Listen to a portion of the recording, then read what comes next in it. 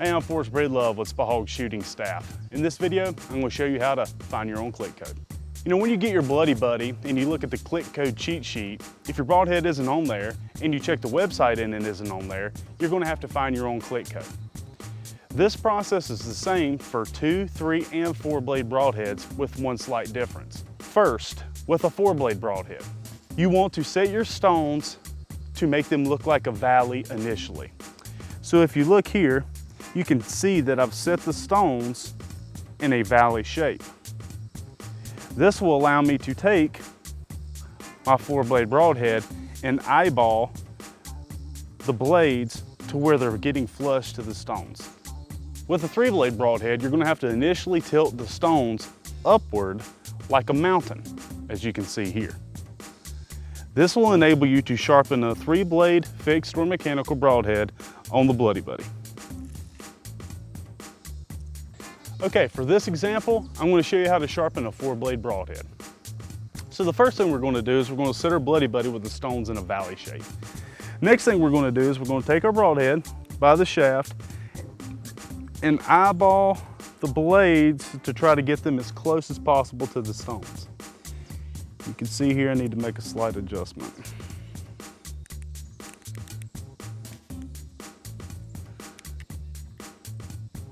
Okay. That's pretty close right there. Next thing we want to do is we want to look at the distance between the stones. We want to get this distance as close to the ferrule as possible so we can ensure that we're sharpening the most blade as possible. So I'm just going to come here to this telescoping screw and I'm just going to tighten this in some. Recheck it. Come a little more, wrap around, and maybe just a little less. Kind of hitting the bottom of the ferrule.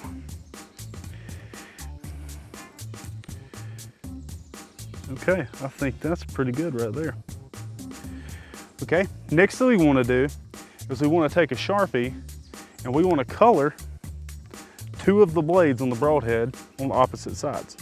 And this process is the same if it's a 2 blade broadhead as well. So we're just going to color these blades, and this Sharpie is just going to give us a guide to identify how much material we're taking off the blade with each pass on the Bloody Buddy. Okay. Next thing we want to do is we want to take our shaft with the blades that we colored on the downside, put it on the Bloody Buddy, and with controlled uniform strokes, put the broadhead against the stones for a few times. Oh, okay. We can see here that I need to adjust my stones. I contacted too much of the blade on the front end of the blade. So what that means is my blades are too flat. I need to take my blades and angle them a little bit more so I can get more of the heel of the blade. So I'm gonna go ahead and make that adjustment.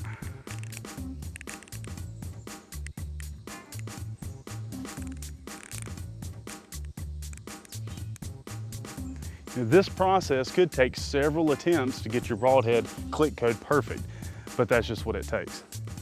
Well, as you can see now, then I've moved the pitch of the stones, the distance between the stones have changed.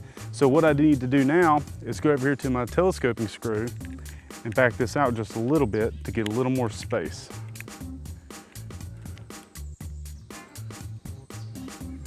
A little more.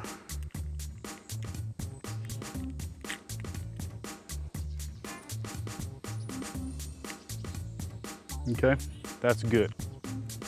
So now, repeat the process. I'm going to color the blades again.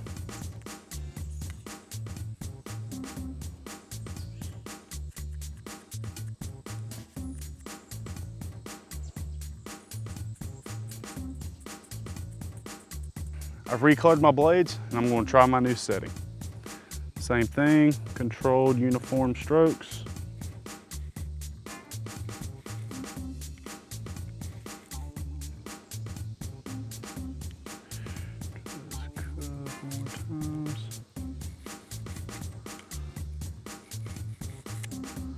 Boom.